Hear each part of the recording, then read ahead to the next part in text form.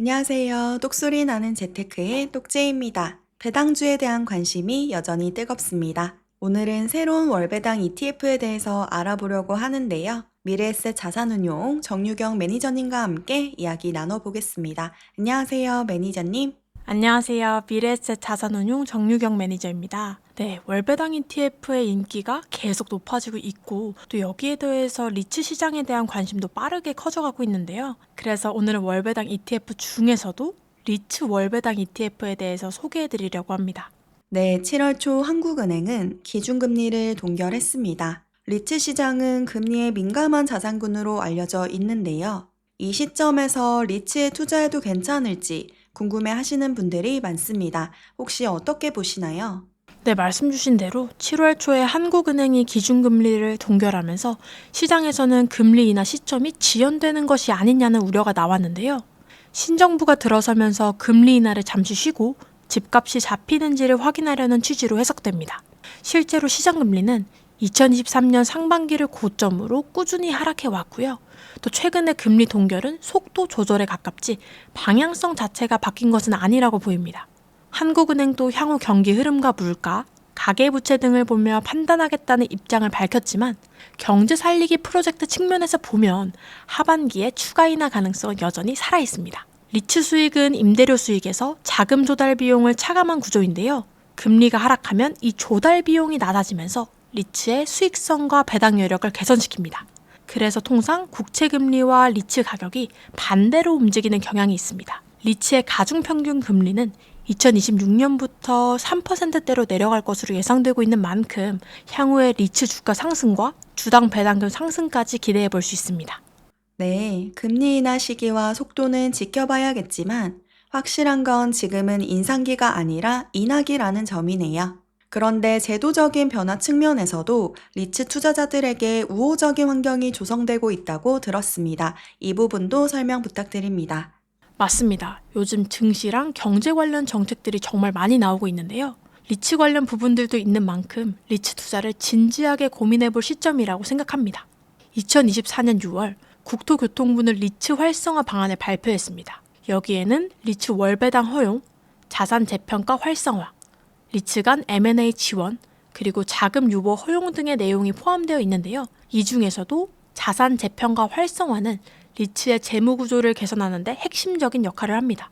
실제로 2025년 1월부터는 자산 재평가로 발생한 평가 이익이 배당 가능 이익에서 제외되며 리츠들은 자산 가치 상승분을 장부에 반영하면서도 또 유보 자금을 확보할 수 있는 환경이 마련됩니다.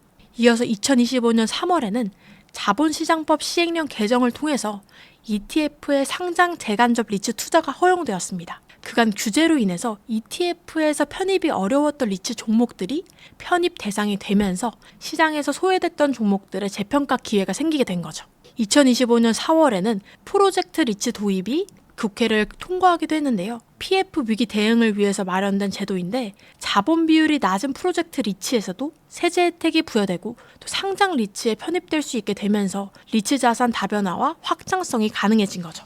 그리고 가장 최근인 2025년 6월 정부는 두 번째 추경안에 PF 선진화 마중물 앵커리츠 조성 계획을 포함시켰습니다. 정부는 총 1조 원 규모원의 앵커리츠를 조성해서 개발 초기 단계인 브릿지론 구간에서 먼저 자금을 공급하겠다고 밝힌 건데요. 이전에는 사업자가 연 10%가 넘는 고금리로 브릿지론을 조달해야 했지만 앞으로는 앵커리츠를 통해서 연 10%가 넘는 고금리가 아니라 5에서 6% 수준의 저리자금 조달이 가능해지면서 PF 리스크도 상당 부분은 완화될 전망입니다. 이처럼 리츠 시장의 우호적인 매크로 환경과 또 정책적 지원이 이어지는 만큼 리츠에 주목해야 할 타이밍이라고 생각합니다. 그런데 사실 대기업 스폰서인 리츠들이 대규모 유상증자를 결정하면서 투자자들의 주주가치 희석에 대한 배려가 부족했다. 기업의 재무 구조만 생각한 게 아니냐는 비난을 받기도 하는데요. 이에 대해서 이번 신규 상장 ETF에서는 대응할 수 있는 방법이 없을까요? 리츠는 우리가 직접 투자하기 어려운 부동산 자산에 간접적으로 투자할 수 있는 방법입니다. 예를 들어서 인천국제공항 고속도로, 강남에 위치한 롯데백화점 같은 자산들 말이죠. 리츠를 통해서 이러한 우량 자산에 소액으로도 또 분산 투자가 가능해지면서 일반 투자자들도 부동산 시장에 참여할 수 있는 길이 열리게 된 거죠. 다만 리츠 시장에 투자할 때는 말씀 주신 것처럼 다양한 이벤트에 유념할 필요가 있습니다. 예를 들어서 2024년 하반기에는 총 1.5조 원 규모의 유상증자가 이어지면서 리츠 주가가 하락세를 겪었는데요. 리츠는 법적으로 배당 가능 이익의 90% 이상을 주주에게 배당해야 되기 때문에 자금을 축적하기 어려운 구조고요. 그렇기 때문에 유상증자는 리츠가 신규 자산 매입이나 차환을 위해서 자금을 조달하는 구조에서 필연적으로 발생할 수밖에 없었습니다.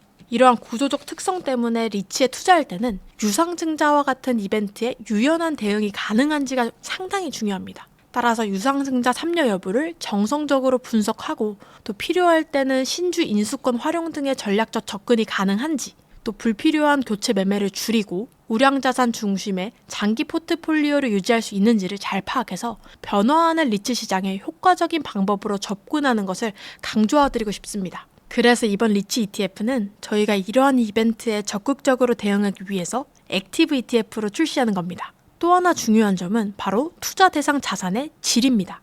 규모가 작은 리츠일수록 낮은 유동성으로 주가 변동성이 높은데요. 때문에 안정적인 임대 수익을 확보한 우량 리츠 중심으로 살펴보시는 것이 중요합니다. 국내 상위 리츠는 광화문, 여의도, 강남 등 서울 3대 오피스 권역에 위치한 프라임급 오피스 중심으로 구성되어 있고요. 서울 오피스의 공실률은 글로벌 평균 대비 매우 낮은 4.7% 수준을 기록하고 있습니다. 그 대표적인 예가 맥쿼리 인프라인데요. 국내 인프라 산업에 3.1조 원 규모로 투자하고 있고 유료도로, 도시가스, 데이터 센터, 항만 등 다양한 인프라 자산에 분산 투자하면서 안정적인 임대 수익과 자산 매각 수익을 동시에 기대할 수 있는 구조를 갖추고 있습니다. 요약하자면 월배당 때문에 리츠 ETF에 투자하셨던 분들 당연히 계시다고 생각하는데요. 지금처럼 시장 환경과 구조적 변화가 맞물려 있는 시점에서는 단순히 고배당에 대한 기대 외에도 자산 구성의 질, 이벤트 대응 전략 등을 종합적으로 고려한 리츠 투자가 필요합니다. 그래서 어쩌면 이제는 액티브 리츠 ETF를 담아봐야 하지 않을까라고 생각됩니다. 네, 좋은 정보 감사드리고요. 이번에 타이거 ETF에서 리츠 관련 상품 2종을 출시한다고 들었습니다. 각각 어떤 상품인지, 기존에 존재하는 리츠 ETF와 다른 점은 무엇인지 소개 한번 부탁드립니다. 네, 저희 타이거 ETF에서는 7월 29일 리츠 시장의 새로운 투자 대안으로 두 가지 상품을 상장합니다. 바로 타이거 리츠 부동산 인프라 탑10 액티브와 타이거 리츠 부동산 인프라 10 채권 혼합 액티브 ETF입니다. 두 상품 모두 국내 대표 리츠와 인프라 종목 중에서 시가총액 상위 10개 종목에 압축 투자하는 전략으로 운용되며 앞서 소개해드린 맥쿼리 인프라를 각각 30%, 15% 비중으로 편입하고 있습니다. 또 하나 중요한 점은 이 두 ETF가 모두 액티브 리츠 ETF라는 점인데요.